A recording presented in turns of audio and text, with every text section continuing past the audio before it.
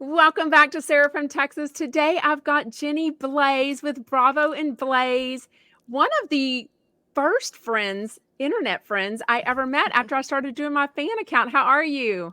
Hi, Sarah. It's so good to see you. Thank you for having me. Awesome. All the way to New York from Texas. I bet your weather is a lot colder than my weather today. Yeah, I think so. Probably. Yeah? Are y'all snug up? Yeah, I haven't left my house in like 2 days. Oh, that's good. That sounds perfect. I saw Andy Cohen posting that it was snowing again in New York City. Now, do y'all Oh, get a lot of snow? Y'all probably get more snow than New York City, right? we usually do, and it's a little bit colder up here, but it's Yeah. not that much different. And I don't know, the weather can be very drastically different between the city and up here, but sometimes. But for the most part, they're very similar, I would say. Oh my gosh. Well, tell everyone where they can find you because I know all that, but tell everyone. You can find me on social media at Bravo and Blaze on Instagram, Twitter, TikTok. Then I have a YouTube channel at Jenny Blaze, and also my Bravo and Blaze with Jenny Blaze podcast is available on Spotify, Apple, iHeartRadio, and wherever you get your podcasts. You are amazing. I love that. So, how did Bravo and Blaze come about? I know, but maybe everyone doesn't. Well, actually, it was kind of an accident. I knew that I was a cannabis advocate. Hmm. Cannabis changed my life, and I didn't.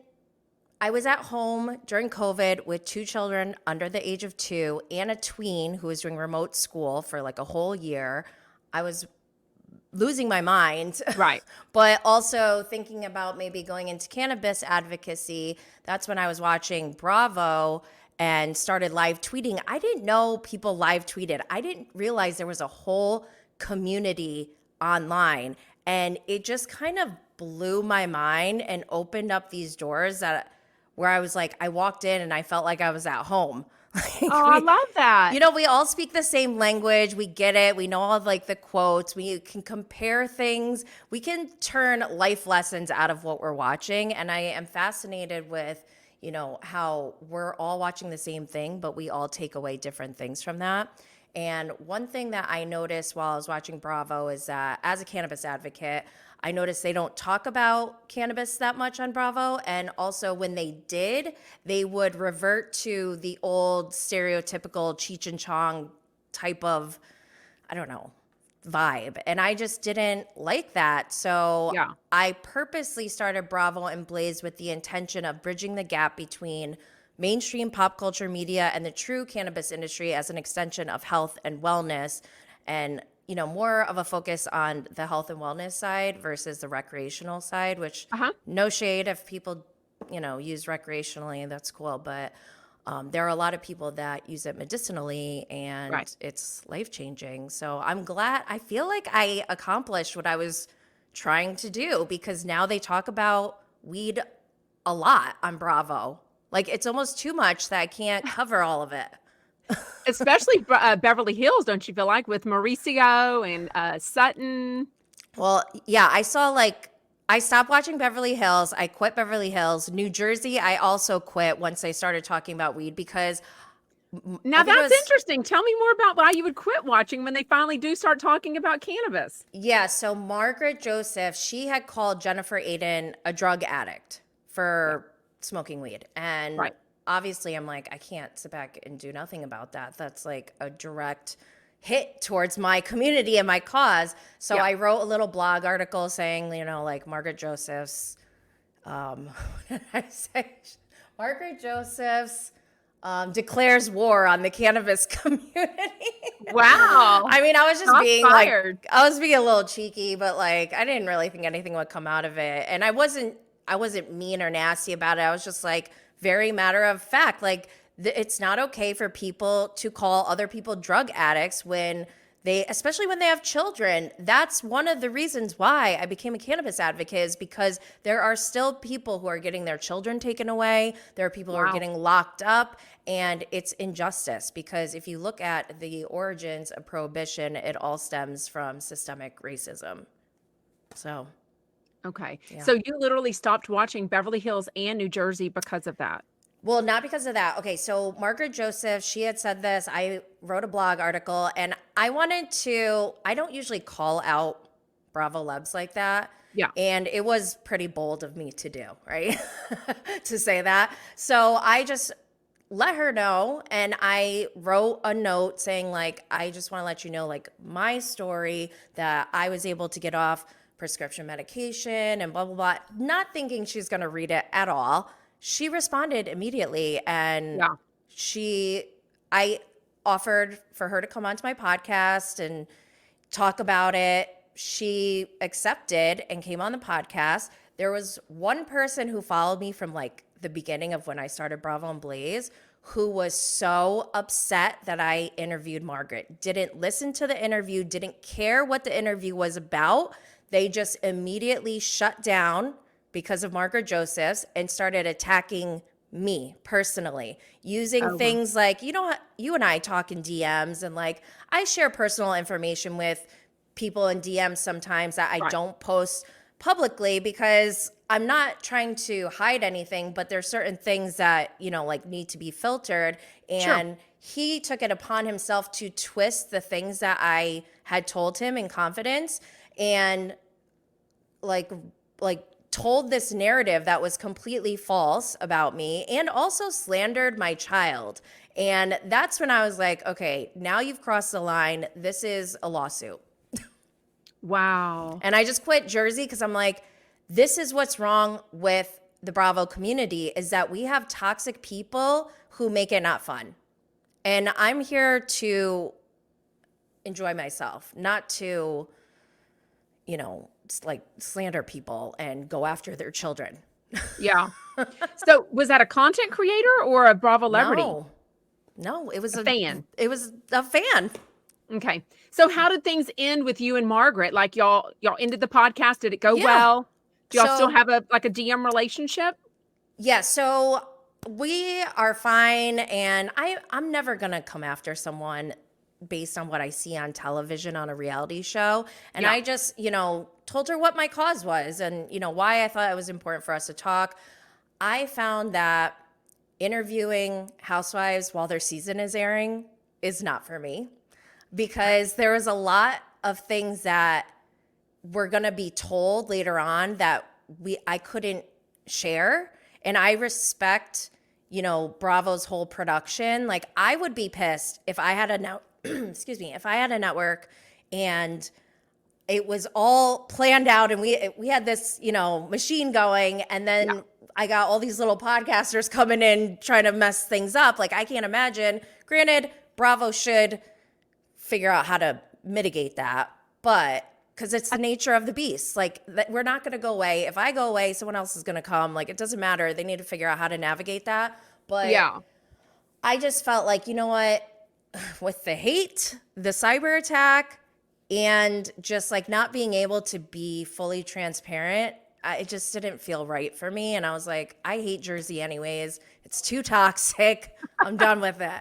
And I stopped interviewing Bravo Lebs during their seasons. I have interviewed some. Wait, have I interviewed some since then?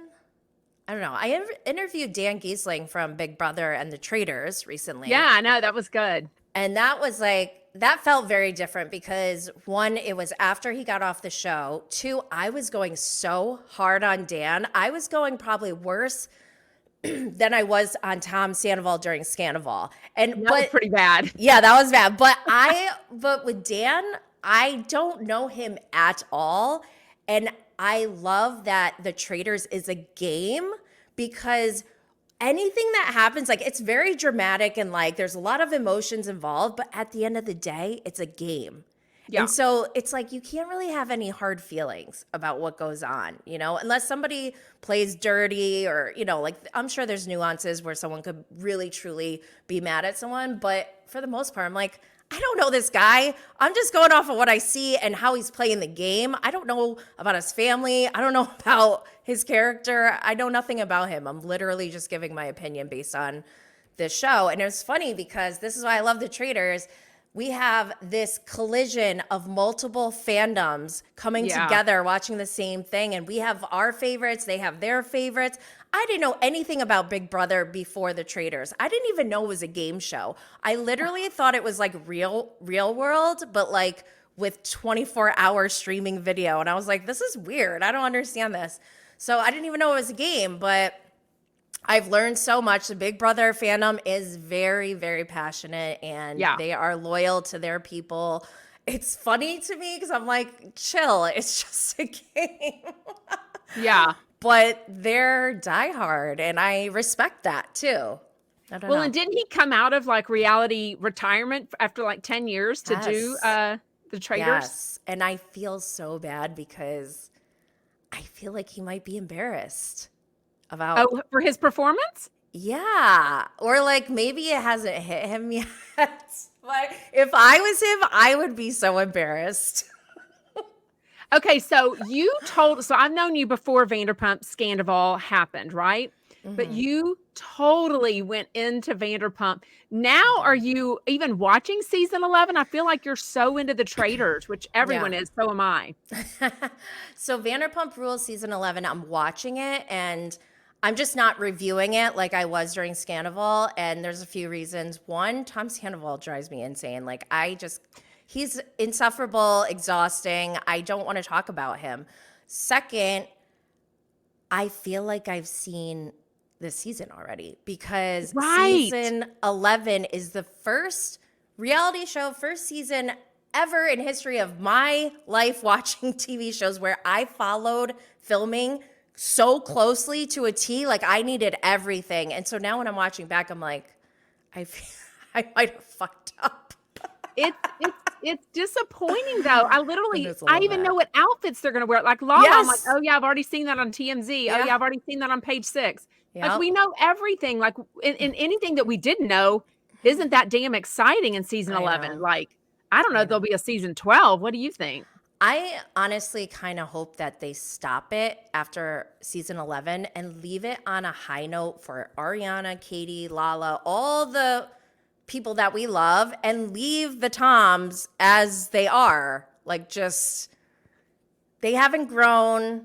They're not doing that great. Everyone else has grown. They're shining. Let's leave it on a high note. I feel like the Toms could be roommates again in their life. That wouldn't shock me. Yeah. I'm surprised they're not, to be honest. Like Tom Schwartz and his bug collection, the dogs, I could totally see this happening. Probably. Okay, so the Traitors. Did you watch season 1? Because I didn't, but I'm so into season 2. Season 1 was so good. I was so pleasantly surprised with season 1 that I didn't think season 2 could be better, but season 2 is better. And I think the reason why is because season 1 had a mix of like reality TV personalities or TV personalities or celebrities plus normies, like regular people. Yeah. And to me, that just feels a little bit unfair because Reza from Shaw's of Sunset was on season 1. Kate Chastain was on season 1. I already know them. I'm a normie. If I go into this normie game or this game on season 1 as a normie and I know these celebrities, Ryan Lochte, I know who he is. He's an Olympic swimmer. I feel like that would give all the normies a leg up to put targets on their backs, which maybe is okay. I don't know. I think I want to watch the Traitors normies only version and celeb version separately. Okay. That makes sense. So I don't know what distracted me, but I just ran out of time. I mean, there's so many shows that we all love. Yeah. I mean, you and I love reality TV. So there's so much.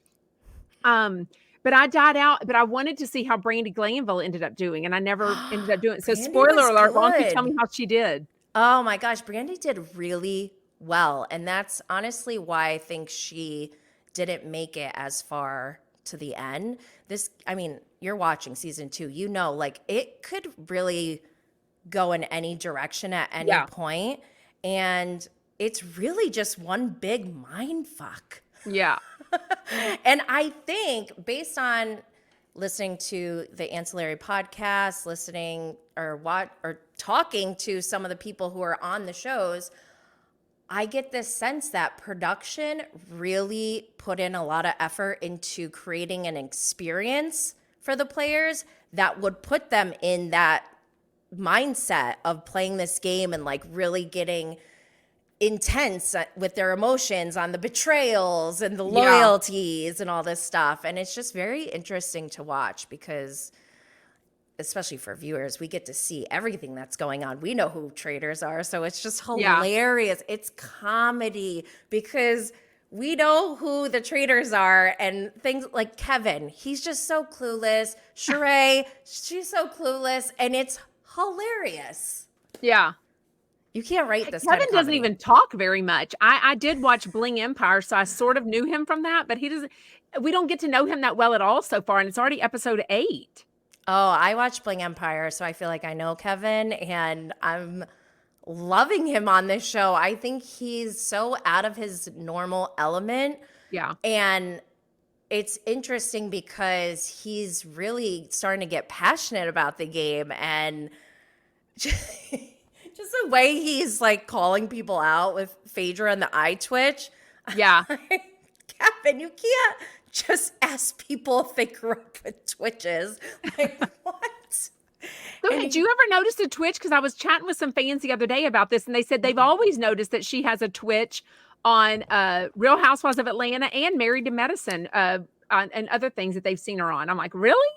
See, I didn't follow Real Housewives of Atlanta really closely in the early days. So I only know Phaedra from like Ultimate Girls Trip and Married to Medicine mostly. I didn't notice it at all, but as soon as they said it, I was like, holy shit, she really does. Oh, then you've noticed it? Yeah, when Kevin called her out, her eye twitched immediately. Okay, so I have to ask Jenny, did Peter make a mistake of not accepting becoming a traitor? I don't think he made a mistake. This is actually, I talk about the strategy behind traitors in a Patreon episode that I just released this week. But I think you need to decide if you're willing to become a traitor before you even start the game. Before you even step foot in there, you need to know, am I willing to, at the nth hour, at the very end, am I willing to betray everyone and just be a traitor?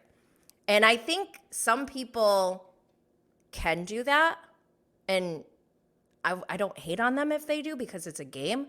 But some people really can't do that. And I don't hate on them either. I think that Peter, what he should have done when he denied it or when he declined, he should have told everyone. That was his biggest mistake. Like, he could have won. He could have made it to the end, and he may still, but I don't know about that. I think he keeps messing up big time. 1, he should have told everyone. 2, he started ostracizing other people from his little inner circle, not realizing that, yes, it's great to have an alliance, but it can't be too strong where people are like, we got to get rid of them simply because they are an alliance, whether they're good or bad. Like, they were almost showing off that they had this clique. Oh my gosh, it was awful. He was so messy.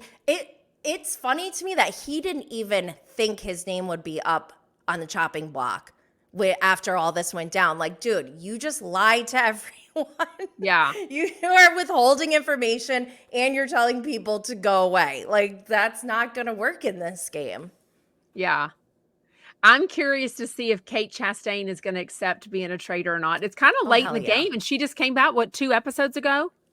I don't know how many episodes, but I think she's definitely going to accept. And now that I think about it, I don't know if Phaedra made the right decision in choosing Kate because Kate is kind of the obvious choice because they're all going to know at breakfast next week that somebody got recruited. And Kate was very vocal and sticking up for Phaedra already, which is why I think Phaedra picked her because she feels like, oh, I have somebody who will have my back. Because what I'm noticing about Phaedra as a traitor, she's a faithful traitor, meaning she rides with her other traitors. Like, she is willing to protect her other traitors. Whereas Dan, he was not like that at all. He picked Parvati because he knew if I need to, I can throw her under the bus. Yeah. Parvati already was like, yeah, let's do it. Let's get rid of Phaedra. So Phaedra, to me, is the most faithful traitor. And I think that whoever she picked Kate, but I think for her, that means you and I are going to go to the end. Like I don't know. That's a feeling I get from Phaedra in her decision, at least. Do you think it has something to do with them being Bravo Lebs? Like, I feel like the Bravo Lebs are definitely protecting. I'm surprised they haven't been more vocal about, like, hey, we are the Bravo Lebs. They talked about it like episode 1 or 2. And now it's just been the fans of us talking about, wait, all the Bravo celebrities are totally protecting each other without really saying it, though. Well, that's what I like, because I think that's what it's like an unspoken strategy, right? Like, I see you, we got your back. Even Phaedra was protecting Sheree. Yeah. With the poison child. She's like, not today. Yeah. Yeah. You can go poison somebody else. And that's why I'm loving Phaedra, even though she's a traitor. Like, she's a faithful traitor. I don't like traitors like Dan. I was like, this guy has to go. He's awful. And I even said, as part of my strategy, if I was going on to or if I was coaching a Bravo Lab who was going on next season, I would tell them, go in, guns blazing, gunning for the people with the most devious reputation that there is. And that would have been Dan, Sandra, Parvati, and Janelle. I would have got rid of those 4 immediately. I would have kept CT and Johnny Bananas to help me get gold. Yeah. I would have kept Marcus. I think Dan's ego is what drove the decision and how this game is all playing out. I think he had too much power in the beginning. You brought up Marcus. What the hell is going on with him and Larsa Pippen? And was that fake? Was that for rating? What the hell? I don't know. Just an argument? Okay, so Super Bowl, they unfollowed each other. Right. They started posting cryptic IG stories, and then they get back together. But now we're hearing the Miami reunion filming was February 7th. Yeah. And we're hearing now that Marcus said something backstage that was really awful about the other woman, and it's going to change everyone's perception of him. Wow. That scares me. I love Marcus. I met Marcus at BravoCon and actually sat down and hung out with him for a little while. And I really like Marcus, so I am nervous about this. I hope I don't change my feelings. Right. So Andy Cohen on Andy Cohen Live had said, we're doing before they'd gotten back together in that 36-hour time slot. But he said, I'm hosting the Traitors reunion. He goes, maybe something will happen. And I thought to myself, oh, this is going to play out long before the reunion. And then, of course, it'll take weeks or 6 weeks or longer for the reunion to air. So clearly we know we picked it up a lot sooner than that. But he never said anything about the reunion that's Miami thing. So I almost wondered if he even knew about it. Well, the Miami thing, I don't know. Because it wasn't on stage. It was backstage.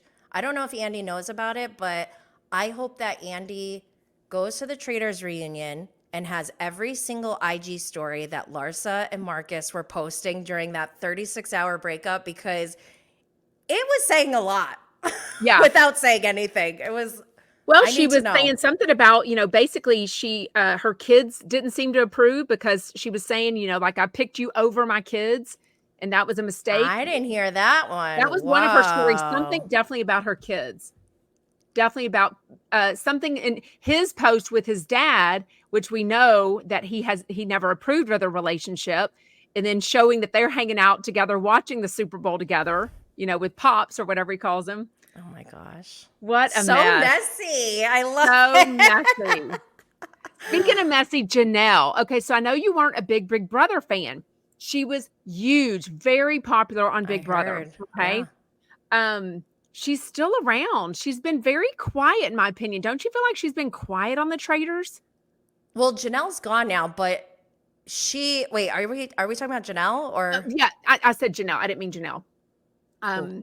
My brain went blank now.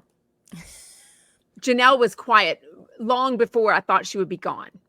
She was quieter on the game, I felt like. Oh, you think then you watch her on Big Brother and she's not. Yes. Oh, okay. Well, so Janelle has been doing a lot of podcasts, all the podcasts, ancillary podcasts that I've been covering. She's been on like every single one. Oh, I So love her. she's been on with Dan Gesling. She's been on with Johnny Bananas, and she's been co-hosting Tamra's Talking Traitors podcast where they're having guests on. So Janelle has been giving a lot of insight into like how she was playing the game. She knew Dan was a traitor right away, but she held off on saying anything.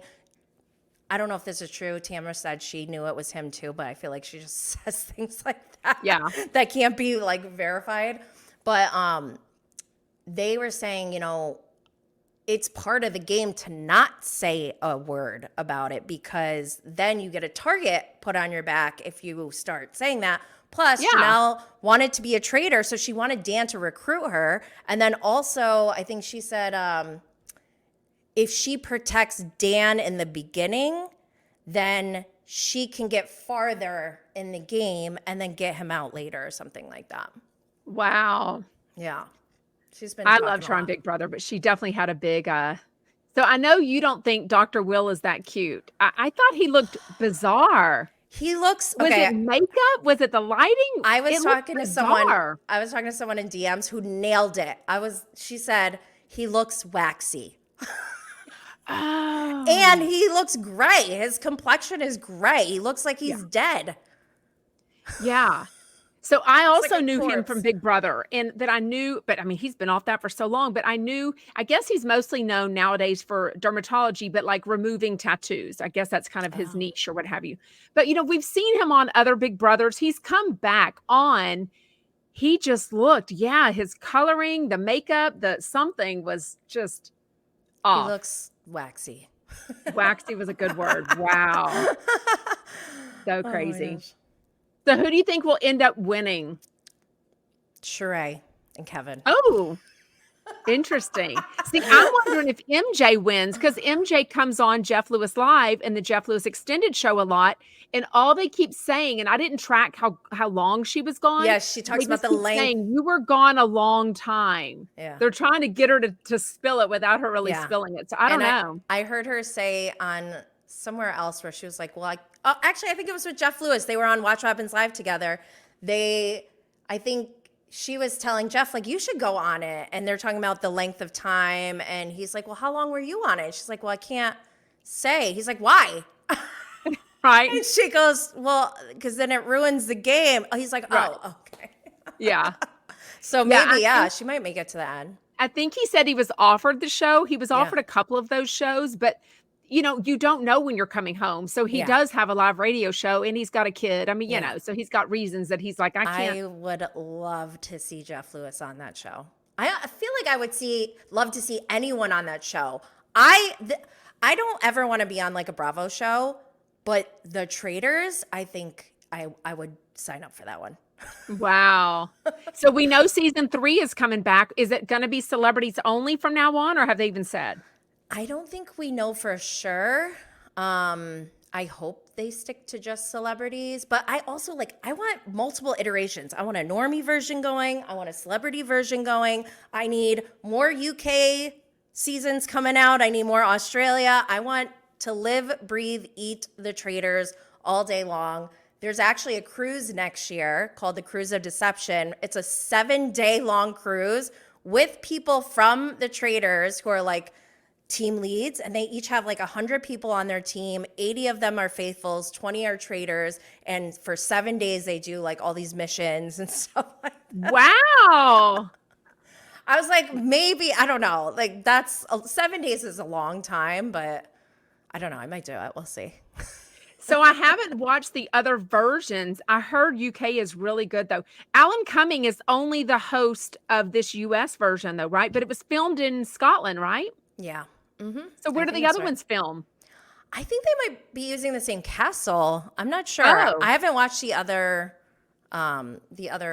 versions yet, but I'm going to after this season is done. Oh my God. Okay, so besides Traitors, what else do you watch? What else are you obsessed with? I still watch Vanderpump Rules. I still watch Miami. And Below Deck, I love that Captain Carey is taking over. I kind of predicted it, and I almost feel like it's my fault. And I feel bad because I didn't mean to get rid of Captain Lee. So I feel like I like made some like reckless witchy moves into the Oh universe. no. Because I was saying when Captain Carey started his first season on Below Deck Adventure, I was blown away. I'm like, this guy is everything. He's like perfect. He's very professional. He's all business, but he also like he'll give people enough trust, but to like take things on their own and have ownership on their own, I guess. Yeah. But he also will not tolerate things. Like he's very on top of it. I really love him. I think he's great. So what do you think happened with Captain Lee? Was he fired? It didn't seem like he did. It seemed like he wanted to come back on Below Deck. Yeah, it sounds like he didn't want to leave Below Deck. And that's why I was saying on my recap or review for the Traitors this week, I think maybe Captain Lee should come on for season 3 of the Traitors. Ooh. I'd just be worried about the missions, but I think he would do a really good job outside of the missions. Yeah, he's in pretty good shape. What's he, about 63-ish? I'm not sure how old he is, but his hip was always like, it was making me nervous when he was on Below Deck after he had surgery. And I was like, I can't watch this. This is, it made me so sad. Did you watch what was he doing, like a recap show with Kate Kate, did Yeah. you watch that one? What was it called? I think I Bravo watched some of Bravo on the it. couch or something? Yeah, I think I watched some of it. It was good. I love Was it good? anything with Kate.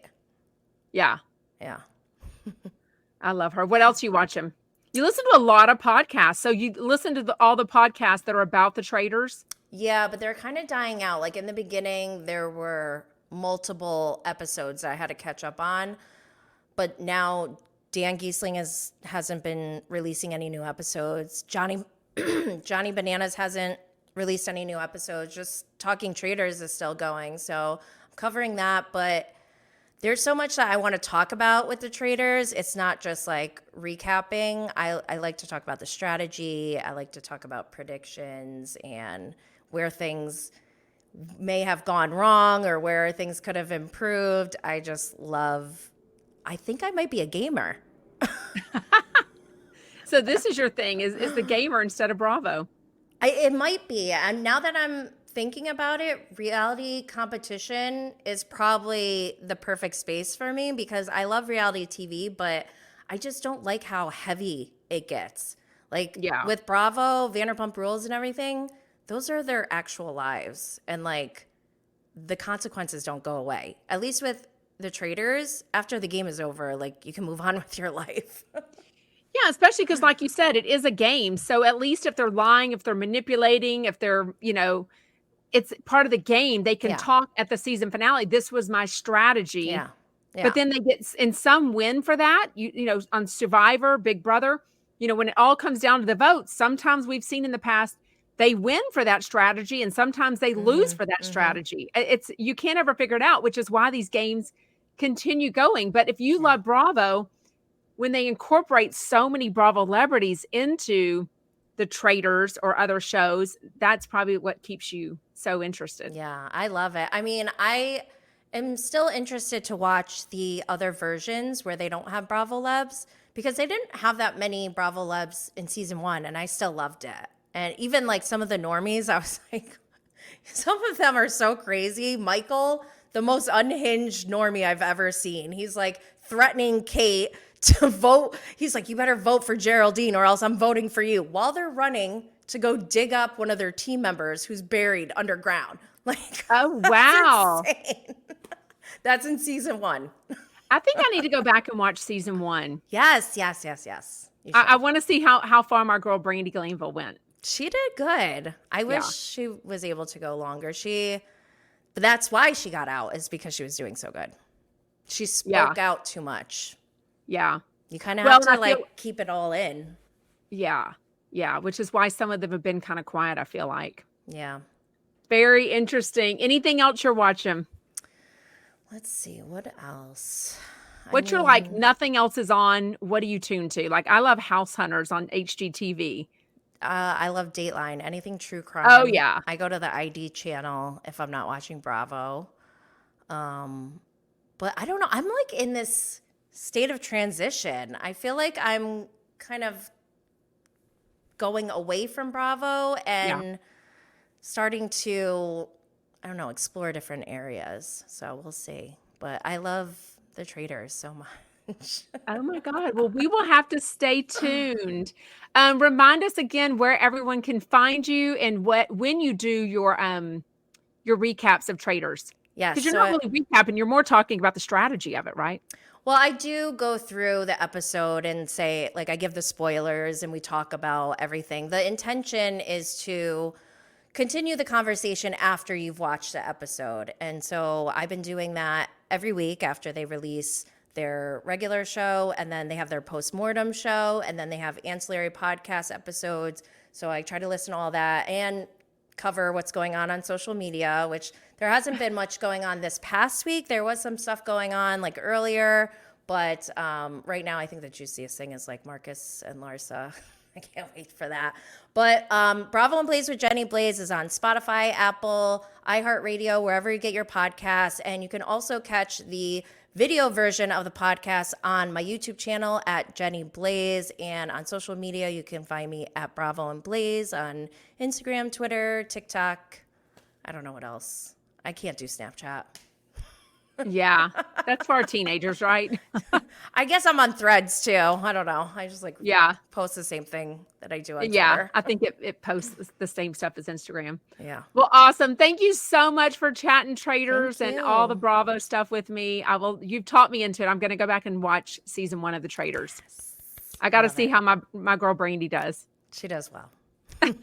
Okay. Thanks, Jenny. Thank you. Bye. Bye-bye.